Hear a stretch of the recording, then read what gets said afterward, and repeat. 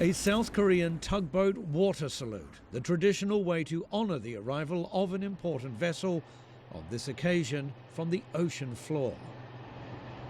The Sewol ferry, on which 304 people died, has been successfully lifted after nearly 3 years on the seabed.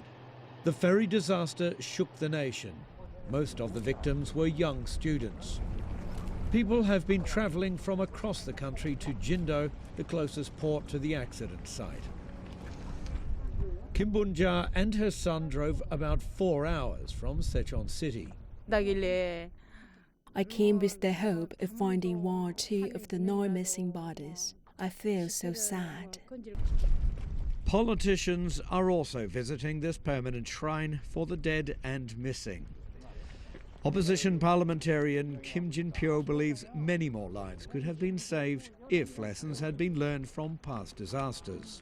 If the mayor or governor had managed all of the systems better, like the police and the emergency services, they could have saved more lives.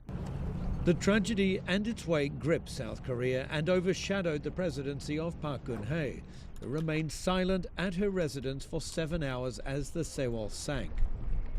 Now the priority is finding the remains of those still missing, but the search won't begin until the Sewol reaches Mokpo Harbour to the north. The Ministry of Maritime Affairs and Fisheries said it will arrive on the 4th or the 5th of April, but it could be a bit earlier than that. Recovery efforts are being coordinated from the local municipal building. While the work continues on the surface, divers have set up a perimeter fence on the seafloor around where the Sewol was resting to ensure that no remains or clues as to what caused the tragedy are overlooked.